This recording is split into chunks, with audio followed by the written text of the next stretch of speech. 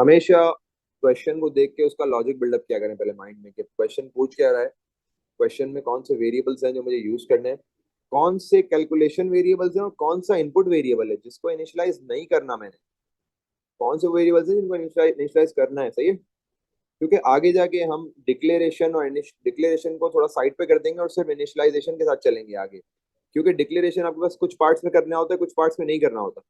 समझ रहे बात को? अभी तो हमें दोनों ही लेके चलना है, क्योंकि अभी हम बना रहे हैं अपनी बेस। तो बेसिक्स को स्ट्रॉन्ग करने के लिए हमें दोनों चीजें ही लेके चलनी है।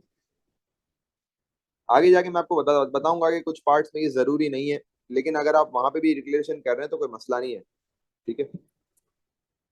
सर सिलेबस सारा कब तक फिनिश हो जाएगा? सिलेबस सिलेबस क्या? सिलेबस सारा कब तक कंप्लीट हो जाएगा including P2? Syllabus P2 complete होगा जब 90 80 90% होगा तब हम P1 की तरफ मूव हो जाएंगे। तो आप समझ लो हम ये तकरीबन तकरीबन कोशिश यही होगी कि मार्च और मार्च से पहले पहले तक कंप्लीट कर लें, फेब के अंदर कंप्लीट करें चीजों को। फेब के अंदर इंशाल्लाह मैं आपको सब बता रहा हूँ टोटल, सही है सारी चीजें। तो फिर उसके बाद टेस्ट वगैरह स्टार्ट हो? टेस्ट तो अभी से स्टार्ट हो जाएंगे। टेस्ट तो आप समझ लो कि नेक्स्ट वीक में टेस्ट है। नेक्स्ट वीक में भाई टेस्ट है। मैं चलो अब याद आपने दिलाया तो मैं अनाउंस कर देता हूँ ग्रुप पे। मैं बता देता, चलो अपने आपने बताया तो मैं अनाउंस कर देता हूँ। नेक्स्ट ट्यूसडे जो आएगा ना, अभी ट्यूसडे आ रहा है, उसमें आपका पेपर 2 के बेसिक्स का टेस्ट होगा, 3 लूप्स और इफ कंडीशन का। ठीक है। सर आप ये सर ग्रुप में पास्ट भी एक पेपर सेशंस मेंशन और मैसेज कर दीजिए। हाँ मैं अभी ग्रुप में कर देता हूँ। टॉपिक्स आपके पास ये 3 लूप्स होंगे और 2 कंडीशनल स्टेटमेंट्स होंगी और प्रोग्रामिंग थ्योरी जो बेसिक्स है। तो ये आपका बनेगा 25 30 मार्क्स का होगा, 1 आवर का, ट्यूसडे को इंशाल्लाह। ठीक है।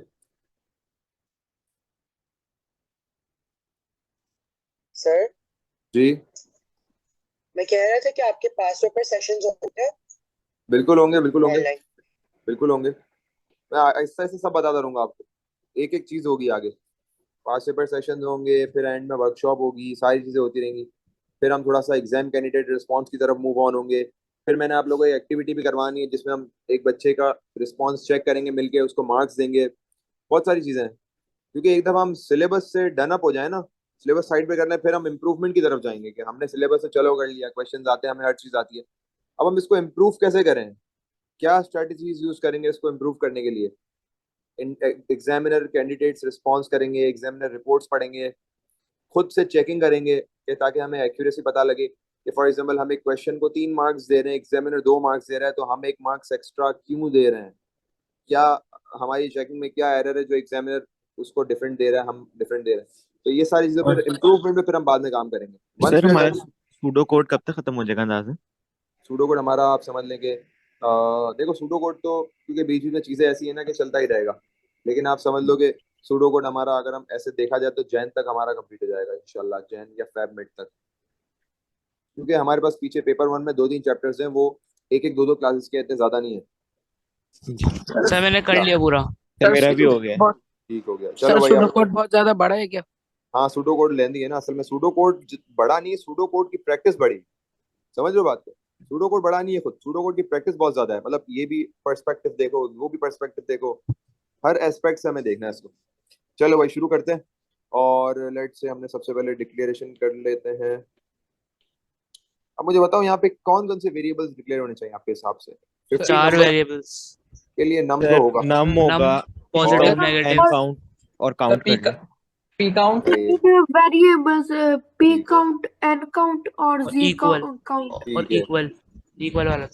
पी काउंट हो गया आपका, आपका एन काउंट हो गया, और एक जी काउंट वाला जो इक्वल टू 0 के लिए मैं यूज कर लेता हूँ, बेहतरीन, कोलन, इंटीजर। इंटीजर। अब अगर कोई ये वाले वेरिएबल नहीं यूज करता तो कोई मसला नहीं है, आप अपने हिसाब के भी वेरिएबल यूज कर सकते हो। मतलब आप पॉजिटिव काउंट ये सारे भी लेकिन ये बड़े हो जाएंगे थोड़ा सा यूज करने के लिए, तो ये सबसे बेस्ट है याद रखने के लिए।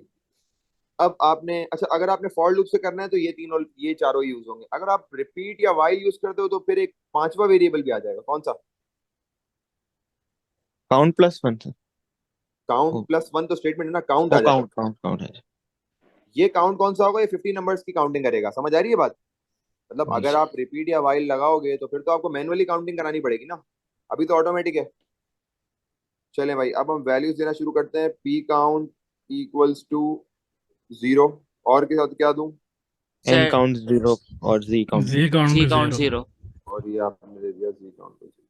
ठीक है, अब हमने यहाँ पे लूप लगा लेते हैं। For loop is the best loop we can use if our range is defined. देखो भाई, रेंज डिफाइन है ना, तो आप फॉर लूप यूज करो, बेहतरीन है। अगर रेंज अनडिफाइंड है, कंडीशंस हैं, तो फिर आप रिपीट और वाइल पे जाओ, और उसमें भी रिपीट बहुत ज्यादा आइडियल है। ओके, फॉर लूप स्टार्ट करते हैं। फॉर आई लगा लेते हैं, 1 to for 50 I arrow 1 to 50। ठीक है भाई, फॉर चलो एक्स ही रख लेता हूँ, वरना कोई बच्चे भी कंफ्यूज हो जाएंगे, आपने आई क्यों लगाया। अच्छा, ये हो गया। अब क्या करें भाई? Output enter your number. अब वही आप एक मैसेज चला दो कि output then enter your number, और हमने बोल दिया इनपुट नम इनपुट नम। ठीक है, अब क्या करें? अब नंबर पे कंडीशन लगेगी। sir हाँ जी if num is greater if than num 0 greater than 0 ठीक है, then if P num count is greater than 0 then then P P count is equal to P count count plus 1 p P count count plus equals to p count plus 1। फिर else if num is Else less else than if 0 num is smaller than 0 else if num is less than 0, then n count is N count is equal equal to to Sir, N n count count plus plus 1 सही है। ये LC एक अलग second, ये अलग खत्म लिखते करो हैं। फिर, एक खत्म कर दो, फिर सवाल पे आना। n count equals to n count plus 1। मैं जब प्रॉब्लम पूरी एंड कर दूं, फिर क्वेश्चंस क्या करो, और फिर क्या हो जाएगा? else else Z count is equal to Z count plus 1 else z count equals to z count plus 1, और ये आपके पास एंड इफ हो गई, और And फिर आपके पास लूप क्लोज next होने के लिए next नेक्स्ट x एक्स हो जाएगा। नेक्स्ट एक्स और इसको मैं चलो नेक्स्ट लाइन पे ले जाता हूँ, और ये आपके पास हो गया नेक्स्ट एक्स, बिल्कुल फॉर के नीचे आ जाएगा ना नेक्स्ट एक्स। और फिर क्या करना है? आउटपुट भी करना है। जी sir print positive num is हाँ, equal to P प्रिंट लिख count लो या आउटपुट लिख लो, कि मैंने लिख दिया पॉजिटिव काउंट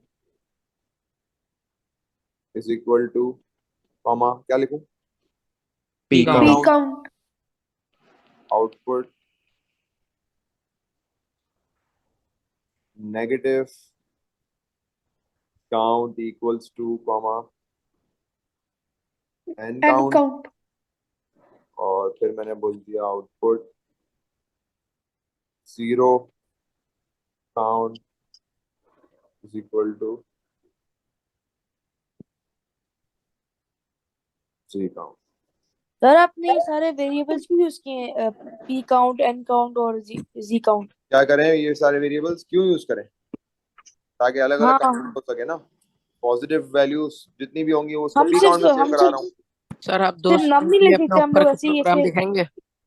एक सेकंड, एक ऐसे इनपुट नम करके इफ नम हाँ, is greater than 0 then output positive, सिर्फ ये नहीं आउटपुट लिख नहीं करना सकते। ना बेटा, आउटपुट क्या करना है? आउटपुट करना है कितने हैं, हाउ मैनी, काउंटिंग आउटपुट करनी है इनकी। समझ आ रही है बात? ओके काउंटिंग हो रही है यहाँ। अगर पॉजिटिव है तो उसको काउंटिंग करा लो पी काउंट में, नेगेटिव है तो उसकी काउंटिंग करा लो एन काउंट में, 0 है तो उसकी काउंटिंग करा लो जी काउंट में। समझ आ रही है बात? कितने नंबर्स हैं पॉजिटिव, ये बता रहा है। पॉजिटिव नंबर खुद नहीं बता रहा, कितने नेगेटिव हैं ये बता रहा है, कितने 0 हैं ये बता रहा है। समझ आ रही है? ओके। यस जी भाई। और अब क्या पूछ रहे थे? जी नो केस क्या पूछ रहे थे आप? और कौन पूछ रहा था? सर मैं पूछ रहा था सर ऊपर करें सर एल्स इफ अलग अलग लिखते हैं बीच में। अगर आप एल्स इफ एक साथ लिखना चाहो तो भी सही है, अगर आप एल्स लेके इफ अगली लाइन में लिखना चाहो तो भी सही है, अगर आप देन के बाद अगली लाइन में इसका सॉल्यूशन लिखना चाहो तो भी सही है, देन के साथ लिखना चाहो स्टेटमेंट तो भी सही है, अगर आप एल्स के साथ लिखना चाहो तो भी सही है, एल्स के नेक्स्ट लाइन में एल्स की स्टेटमेंट लिखना चाहो तो भी सही है। क्लियर है भाई? अच्छा सर वो एल्स जो है वो जो दूसरा एल्स अगर हम यूज करेंगे तो वो पहले वाले एल्स के नीचे आएगा या देन के नीचे आएगा? वही देन, ये वाला देन के नीचे नहीं आएगा। अगर आप ये वाला एल्स यूज कर रहे हो, मतलब अंदर वाला एल्स यूज कर रहे हो, जी मतलब जैसे कि अगर हमें और भी बहुत सारे एल्स यूज करने होते हैं तो एल्स की लाइन में ही आते तो हैं। इसी के आता है, इसी के आता है, हाँ इसी के नीचे, वो तो इसी के आता सर सर मैंने else if स्टेटमेंट if के नीचे डाला था तो कोई मसला तो नहीं? है। नहीं, एल्स इफ के नीचे नहीं डालो ना, देन के नीचे डालो। ठीक है सर। ठीक है जी, बोले। सर ये हम ऐसे नहीं लिख सकते कि काउंट को ये 0 to 49x में ये इधर लिख 1 सकते to हो, लिख 50 सकते के हो, बजाय 0 to 49 भी लिख सकते हो, क्योंकि 0 to 49 का मतलब क्या है, 50 टाइम्स चल रहा है ना, तो आप ऐसे भी लिख सकते हो। लेकिन ऐसे लिखना कंफ्यूजन पैदा करेगा दूसरे क्वेश्चंस के लिए। आपने चलो इसमें तो कर लिया, लेकिन वहां पे जहाँ पे आगे जाके हम एरेज सीखेंगे, आगे जाके हमारा इंडेक्स बहुत ज्यादा मैटर कर रहा होगा, ये एक्स वगैरह, तो हमें अप्रोप्रिएट वैल्यूज से ही शुरू करना है ताकि हमें कोई कंफ्यूजन ना हो। लेकिन आप कर सकते हो, ये रेंज इसमें भी 0 to 49 में भी 50 वैल्यूज ही लेगा। ठीक है जी भाई, any other question? No, clear है? Okay.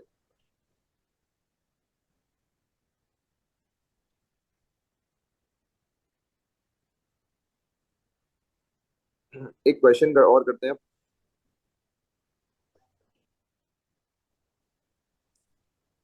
Let's say we have a question. Input 25 numbers.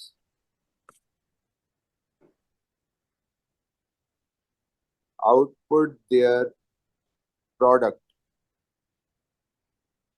ये क्या है हमने अभी तक प्रोडक्ट वाला? नहीं सर। नहीं सर। 25 नंबर्स का प्रोडक्ट निकालना है। अभी तक तो हम सम निकाल रहे थे ना, अब हम प्रोडक्ट निकालेंगे। प्रोडक्ट मतलब मल्टीप्लिकेशन करके निकालना है। चलें इसको करते हैं मिलके। तो मुझे आप बताएं कि मैं डिक्लेरेशन में क्या वेरिएबल यूज करूं। एक तो नम यूज करूंगा, प्रोडक्ट और क्या यूज करूं? प्रोडक्ट प्रोडक्ट यूज कर लें, चलो प्रोडक्ट यूज कर लेते हैं। काउंटिंग तब यूज करूंगा, काउंट यूज कर लूं? मैं कह रहा 4 यूज कर रहे हैं तो नहीं, काउंट नहीं यूज कर सर 4 यूज कर रहे हैं। और यूज कर लेते हैं। चलो इस दफा रिपीटेडली यूज कर लेते हैं, चलो कोई मसला नहीं है। इस दफा हम काउंट यूज कर लेते हैं। हमें अपने आप को थोड़ा सा डाइवर्स भी तो करना है ना, हमें तो सारे लूप्स की प्रैक्टिस होनी चाहिए ना। कोलन इंटीजर, ठीक है। चलो इस दफा हम रिपीट लूप यूज करते हैं, मसला नहीं है। अच्छा, काउंट को वैल्यू क्या दूंगा? 0 जीरो प्रोडक्ट को वैल्यू क्या दूंगा? 0 जीरो 1 तो सोचो जी। 1 क्योंकि वो मल्टीप्लाई होगा, फॉर एग्जांपल 0 हो गया ओ तो सर फिर 1 देंगे, One, 1 one. 1 1 अगर मैं प्रोडक्ट फिर 0 भी देंगे तो 1 में भी 0। हाँ, अगर मैं प्रोडक्ट को 0 दे दूंगा तो वो प्रोडक्ट हमेशा मल्टीप्लिकेशन कर कर कर करके हमेशा 0 ही रहेगा ना। हाँ 1 यस होगा सर, उसको वो मैं आउटपुट वन दे 0 ही आएगा। हाँ, तो मैं इसको 1 दे दूंगा। अब जिन बच्चों को समझ नहीं आया ना, आगे समझ आएगा प्रोडक्ट को 1 क्यों दिया। अच्छा, नम को दूं वैल्यू? नहीं, नहीं नो नहीं नो सर। स्टार्ट करते हैं। मैंने लगा दिया रिपीट का लूप लगा दिया है, and I am just starting. Repeat का लूप स्टार्ट हो गया है और मैंने बोल दिया वैल्यू लेनी यूजर से। तो क्या बोले? Output enter your number. Enter. इस दफा हम लिख enter your देते हैं number. एंटर योर वैल्यू, सही है। और अगेन ये मेरी मर्जी है, Input कोई num. मैं पुट नम हो जाएगा ना। Put num. input नाम हो जाएगा। ठीक है, अब क्या करें? प्रोडक्ट कैसे मल्टीप्लाई नहीं, करना अब पहले काउंटिंग कर लो। काउंटिंग अब वो होगा ना product count count count plus 1 हो गया इक्वल्स टू और काउंट प्लस 1, ये और तो नम सिंपल हो गया। Num And then multiply by product होगा। अब आपके पास प्रोडक्ट, हाँ प्रोडक्ट एरो क्या हो जाएगा? Num multiply by product. num product multiply multiply by product. Num. Product हाँ स्टेरिक प्रोडक्ट, हाँ स्टेरिक नम। हम जैसे लगा देते थे ना, sum equals to some plus num, तो हमने इस दफा लगा दिया product is equal to product asterisk num. तो asterisk is replacing plus, because हम इस दफा एडिशन नहीं कर रहे, हम इस दफा Multiplication. मल्टीप्लिकेशन कर रहे हैं। बिल्कुल सही है, we are multiplying them Multiple sign together. है ना ये सुडो कोड में। बिल्कुल Multiple एग्जैक्टली sign. हम मल्टीप्लाई का एक्स साइन यूज नहीं कर सकते। सूडो कोड्स में we are using asterisk when we are multiplying. Okay, तो ये हो गया and let's move forward. Product equals to product multiply by num हो गया। What to do now? until we have to stop it. तो Until- until में क्या आना चाहिए? Until 25. count is equals to 25. oh sir ठीक है, until count equals to 25 and ये हो गया। ठीक है, और आउटपुट करना है मुझे कुछ। हाँ, आउटपुट प्रोडक्ट जी करना है, सर। तो मैंने बोल दिया output output. Product comma product. सही है, प्रोडक्ट कॉमा प्रोडक्ट, सही है। तो जो भी प्रोडक्ट की वैल्यू होगी वो यहाँ पे आएगी। फॉर एग्जाम्पल 25 नंबर्स का बहुत बड़ा प्रोडक्ट निकल सकता है। हो सकता है प्रोडक्ट निकले 10,000, तो स्क्रीन पे लिखा हुआ आ जाएगा प्रोडक्ट इक्वल्स टू क्या आएगा? 10,000। 10,000 मतलब आपने इसको इतना परफेक्टली समझना है कि आपका कोई फ्लॉ ना रहे, आपको ये जहन में ना आए क्लास के बाद कि यार ये मैंने क्वेश्चन क्यों नहीं पूछा सर से, कि अगर ये हो जाता तो। आपके जहन में डाउट्स नहीं आने चाहिए। प्रैक्टिस अपने एंड से बहुत ज्यादा करना है। देखो अभी हम कर रहे हैं डिस्टेंट लर्निंग। डिस्टेंट लर्निंग में आप में फेस टू फेस नहीं हम लोग, कि मैं एक एक को बार बार पकड़ पकड़ के बोलूँ कि यार वो होमवर्क कहाँ है, ये कहाँ है, वो कहाँ है। चलो होमवर्क के ऊपर तो एक रखी हुई हमने रिस्ट्रिक्शन, लेकिन एक एक को मैं बार बार इस तरह वो नहीं कर सकता, कि बार बार मैं उसको फोर्स नहीं कर सकता है कि यार हाँ भाई रिवीजन किया क्या हुआ। मैं जितना कोशिश कर सकता हूँ अपने एंड तक पहुंचता हूँ, लेकिन आप लोगों को ये खुद समझनी होगी भाई बात। पेपर 2 नहीं साथ देता। थ्योरी जो है ना, थ्योरी थ्योरी अभी भी आपने पढ़ी, एक महीने बाद आप ओपन करें, कॉन्सेप्ट रिफ्रेश हो जाते हैं। पेपर 2 के कॉन्सेप्ट रिफ्रेश नहीं होते। मैं आपको पहले से बता रहा हूँ ये, कि इतनी मेहनत करने के बाद अगर आप बीच में हफ्ता 2 हफ्ते महीने का गैप दोगे, खुद भी नहीं पढ़ोगे, रिविजन नहीं करोगे, तो पेपर 2 छोड़ देगा आपको। Literally I am telling this. Paper 2 will leave you if you won't study it, if you won't practice it. Practice आपको मैक्सिमम करनी है, और सबसे अच्छी प्रैक्टिस ये है कि जितना हमने काम किया है उसको रिवाइज करो, जितना हमने काम किया है उसका रिवीजन करो, उसको खुद से प्रैक्टिस करो, कोड देखो, खुद से करो, कॉपी को बंद करके खुद से करो। And then if you are facing any issue, तो उस इशू को देखो कि एग्जैक्टली इशू कहाँ फेस कर रहे हो। ठीक है ना, इस तरीके से आपकी प्रैक्टिस जो है अच्छी होती जाएगी। सर जी सर कोई बच्चा ये वेटिंग रूम में बैठा हुआ है, उसका मैसेज आया है। ओके ओके, देखता हूँ। अच्छा, एक तो बच्चे वेटिंग रूम में बहुत बैठ जाते हैं। सर इंटरनेट इश्यूज सिलेक्शन की वजह से। स्टेटमेंट हो गई, आप क्या करेंगे? क्या होगी? फ्लो चार्ट्स करेंगे बेटा, सिलेक्शन फ्लो स्टेटमेंट। चार्ट्स करेंगे। सर मैं कह रहा हूँ यूजुअली जो एक पेपर में कितने कितने सूडो कोड क्वेश्चंस आते हैं? पेपर के अंदर सुडोकोड के जो पेपर 2 होता है ना, वो पूरा डिवाइड हुआ होता है। मतलब उसके अंदर थ्योरी, वो आगे जाके मैं पेपर पैटर्न को भी आपके साथ शेयर करूंगा, कि जब ऑब्वियसली बात है हम जब ईयरलीज की तरफ आएंगे तो हम देखेंगे कि हमें कुछ एमसीक्यूज भी मिल रहे हैं, कुछ शॉर्ट आंसर्स भी मिल रहे हैं, कुछ थ्योरी आंसर्स भी मिल रहे हैं, कुछ सूडो कोड्स भी मिल रहे हैं इस तरह के। एक आध फ्लो चार्ट का सवाल, एक आध स्ट्रक्चर डायग्राम का सवाल, और एक सवाल लास्ट वाला जो मैंने आपको बताया था, सिनेरियो बेस्ड क्वेश्चन जो होता है। सिनेरियो बेस्ड सर क्वेश्चन एक उसमें वो टास्क वगैरह भी 15 होते मार्क्स। हैं? 15 मार्क वाला क्वेश्चन। इस तरह के सवाल भी आपको जो है देखने को मिलेंगे इस तरह के। सर सर वो जो सिनेरियो आप बेस्ड सिनेरियो में वो बेस्ड की बात टास्क कर रहे हैं होते हैं? मैं वो सिनेरियो हार्डवेयर बेस्ड की के बात कर टॉपिक से आता है, वो हार्डवेयर सारे के टॉपिक्स, चैप्टर। वो सब टॉपिक्स का मिला के आता है, वो मिक्स क्वेश्चन है। जी सर, इस साल भी बहुत मुश्किल आया था, गेम बनाने को बोल दिया गेम था। बनाने को, हाँ कोई मसला नहीं है, वो हो जाता है, इतना इशू नहीं है। मतलब आपकी अगर लॉजिक अच्छी है तो आप इजीली फिर उसको टैकल कर सकते हैं। आपके पास अगर आपको सारी चीजें आती है ना, वही बात है, सिनेरियो बेस्ड तब सॉल्व कर सकते हैं when you have all the knowledge of pseudo code, you know how to search, you know how to sort, you know how to make how to create logic, how to develop logic with a problem। ठीक है, तो वो फिर आपके पास कोई मुश्किल नहीं है इतना। चलें भाई, एक क्वेश्चन और करते हैं, फिर हम पास पेपर्स की तरफ मूव करते हैं। जल्दी से एक छोटा सा क्वेश्चन है।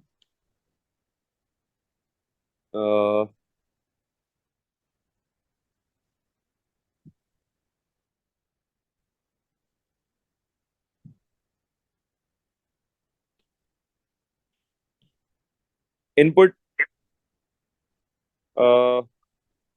2 numbers,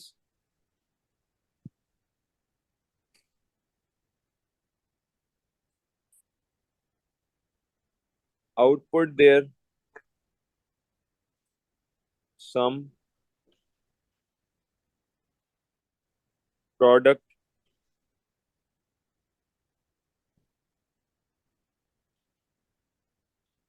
multiplication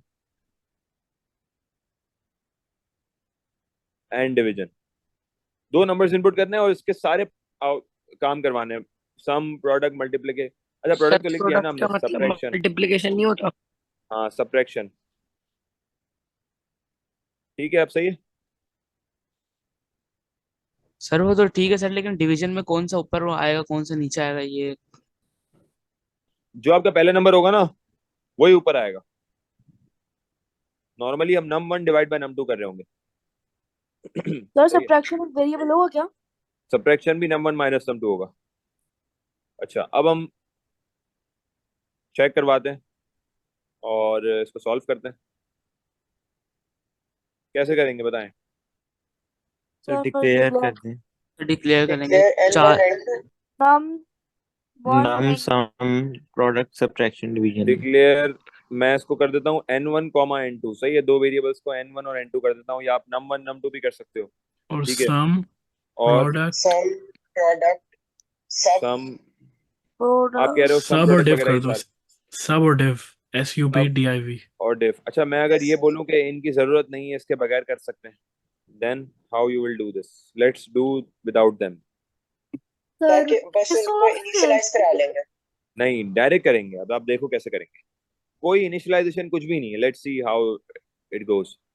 सबसे पहले हमने कराया input, we said input n1, बहुत सिंपल तरीका होगा, लेकिन ये छोटे मोटे प्रॉब्लम्स के लिए हो सकता है सिर्फ, like the one we are doing right now. बड़े प्रॉब्लम्स के लिए नहीं हो सकता, उसके लिए फिर आपको वेरिएबल यूज करना ही पड़ता है। Input n1 input n2। अब देखो क्या करा मैंने कहा कि आप जो है वेरिएबल में स्टोर मत कराओ, आप डायरेक्ट आउटपुट करो।